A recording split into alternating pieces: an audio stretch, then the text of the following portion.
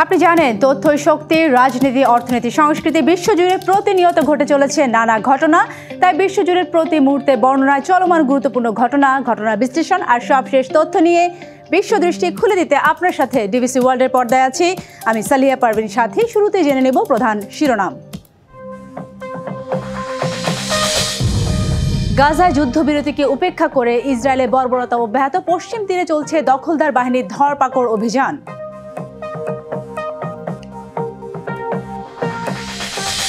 ASEAN সম্মেলনে বাণিজ্য যুদ্ধ সীমান্ত সংঘাত সহ নানা বিষয়ে আলোচনা ট্রাম্পের মধ্যস্থতায় থাইল্যান্ড কম্বোডিয়ার শান্তি চুক্তি সই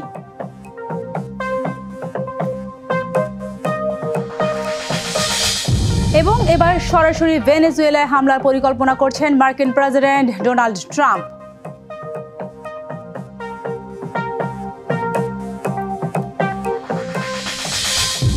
দেখছিলেন সংবাদ শিরোনাম এবারে জানাবো খবরের বিস্তারিত গাজায় যুদ্ধবিরতিকে উপেক্ষা করে ইসরায়েলের বর্বরতা অব্যাহত পশ্চিম তীরে চলছে দখলদার বাহিনীর ধরপাকড় অভিযান যুক্তরাষ্ট্রের মধ্যস্থতায় যুদ্ধবিরতি তৃতীয় সপ্তাহে প্রবেশ করলেও গাজায় আগ্রাসন থামেনি সাম্প্রতিক হামলায় অন্তত একজন ফিলিস্তিনি নিহত ও 4 জন আহত হয়েছেন এদিকে বাকি জিম্মিদের মরদেহ ফেরতের দাবিতে তেল আবিবে বিক্ষোভ অব্যাহত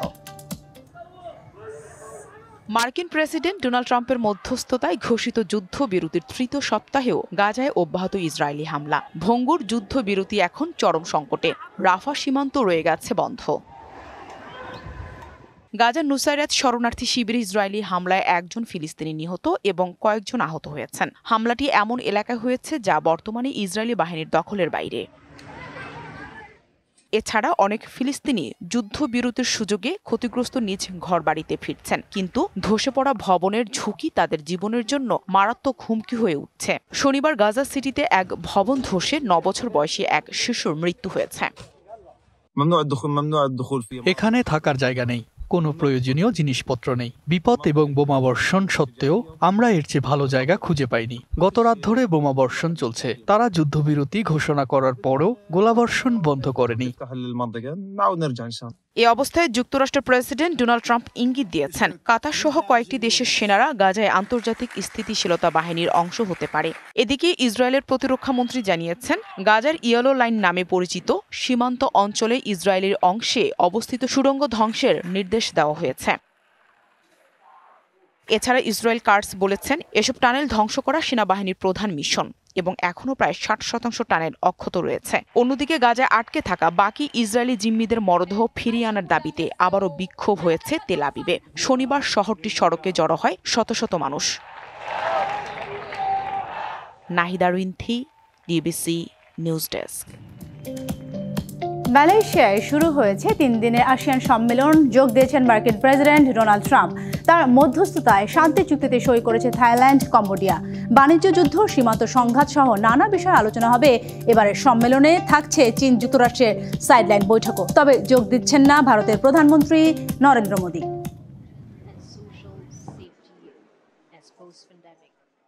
মালয়েশিয়ার কুয়ালালামপুর কনভেনশন সেন্টারে বসেছে এশিয়ার বৃহত্তম আঞ্চলিক শীর্ষ বৈঠক 47তম আসিয়ান সম্মেলন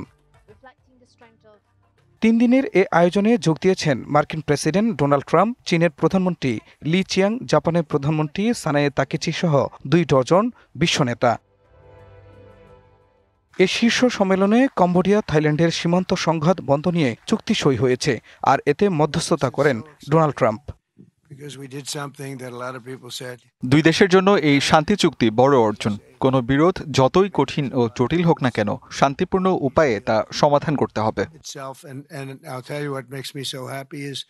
শুল্ক হ্রাস আঞ্চলিক অর্থনৈতিক সহযোগিতা জোরদার যুদ্ধ নিয়ে বৈশ্বিক মানবিক সংকট মিয়ানমারের বর্তমান পরিস্থিতিতে সৃষ্ট প্রভাবও গুরুত্ব পাচ্ছে এ সম্মেলনে তবে এতে অংশ নিচ্ছেন না মিয়ানমার সম্মেলনকে কাজে লাগিয়ে নতুন বিনিয়োগ বাড়ানো সরবরাহ শৃঙ্খলা সুরক্ষিত করাসহ বিভিন্ন বাণিজ্য চুক্তির উপর জোর দিচ্ছে মালয়েশিয়া যুক্তরাষ্ট্রের সাথে চলমান বাণিজ্য সংকট কাটাতে আলোচনায় বসবে দেশটি আগের Indonesia Malaysia Philippines Singapore Thailand Brunei Vietnam Laos Myanmar ও কম্বোডিয়ার সাথে আসিয়ানের 11তম সদস্য হিসাবে এ সম্মেলনে যোগ দিচ্ছে পূর্ব তিমুর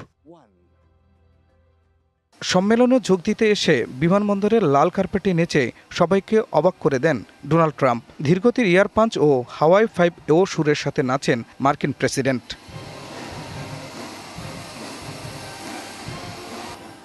খান মোহাম্মদ মুকুল, ডিবিসি নিউজ ডেস্ক।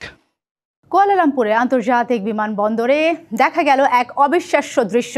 লাল কার্পেটে নিচে সবাইকে অবাক করে দিলেন মার্কিন প্রেসিডেন্ট ডোনাল্ড ট্রাম্প ও মালয়েশিয়ার প্রধানমন্ত্রী ডাটুক সেরি আনোয়ার ইব্রাহিম। ট্রাম্প তার স্বতন্ত্র ক্যাম্পেইন স্টাইলে নাচ পরিদর্শন করেন। ধীরগতির এয়ার পাঞ্চ ও হিপ সোয়েপ সহ হাওয়াই 5 সুরের সঙ্গে নাচ করেন তিনি। তার সাথে নাচে অংশ নেন মালয়েশিয়ার প্রধানমন্ত্রী ডাটুক সেরি আনোয়ার ইব্রাহিম। নাচ শেষে দুই নেতা হাত মেলান ও আলাপচারিতায় মেতে ওঠেন। উপস্থিত কর্মকর্তা ও মিডিয়া ব্যক্তিরা মুহূর্তটি ছবি ও ভিডিও করতেই ব্যস্ত ছিলেন।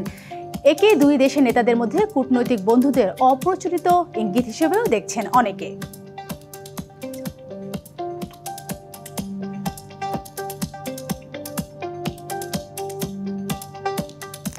নিউ ইয়র্ক সিটিতে চলছে মেয়র নির্বাচনে আগাম ভোট গ্রহণ। স্থানীয় সময় শনিবার সকালে ভোট কেন্দ্রগুলোতে দেখা গেছে দীর্ঘ লাইন। প্রতিদ্বন্দ্বিতায় আছেন 3 জন প্রার্থী, Democrat Zohran Mamdani, Republican Curtis নেওয়া এবং স্বতন্ত্র প্রার্থী ও সাবেক governor Andrew Cuomo. New York city election বোর্ডের প্রাথমিক হিসেব মতে 9 দিনের এই আগাম ভোটের প্রথম দিনেই 5টি কাউন্টিতে প্রায় 80,000 ভোটার ভোট দিয়েছেন।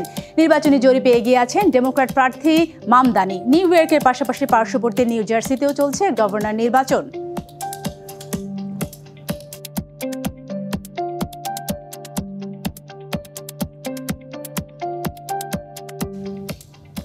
মার্কিন প্রেসিডেন্ট নির্বাচনে আবারও প্রতিদ্বন্দ্বিতায় ইঙ্গিত দিয়েছেন ডেমোক্রেটিক পার্টির নেতা ও সাবেক ভাইস প্রেসিডেন্ট কামালা হ্যারিস। গত বছর রিপাবলিকান ডোনাল্ড ট্রাম্পের বিরুদ্ধে নির্বাচন করে হেরে যান তিনি। শনিবার ব্রিটিশ বিবিসিকে দেওয়া সাক্ষাৎকারে কমলা বলেন, তিনি এখনও শেষ হয়ে যাননি। এছাড়া কোনো নারী একদিন মার্কিন প্রেসিডেন্ট হবেন বলেও প্রত্যাশা তার।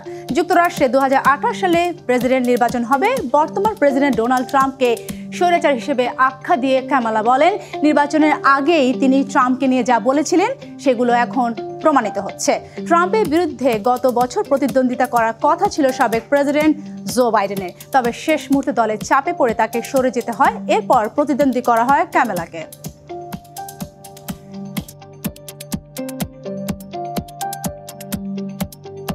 মার্কিন যুক্তরাষ্ট্রের সাবেক প্রেসিডেন্ট রোনাল্ড রেগানকে ঘিরে কানাডায় ভুয়া বিজ্ঞাপন প্রচারে ক্ষুব্ধ হয়ে কানাডার উপর অতিরিক্ত 10% শুল্ক আরোপের ঘোষণা দিয়েছেন মার্কিন প্রেসিডেন্ট ডোনাল্ড ট্রাম্প। শনিবার ট্রাম্প ট্রুথে এক পোস্টে এই ঘোষণা দেন। ট্রাম্প বলেন, কানাডার রোনাল্ড রেগানের বক্তব্য বিকৃত করে জনগণকে বিভ্রান্ত করেছে। এই প্রতারণার জবাব হিসেবে কানাডার উপর অতিরিক্ত 10% শুল্ক আরোপ করা হলো। সম্প্রতি কানাডার অন্টারিও প্রদেশে একটি বিজ্ঞাপনে রোনাল্ড রেগানের পুরনো ভাষণ প্রচার করা হয়।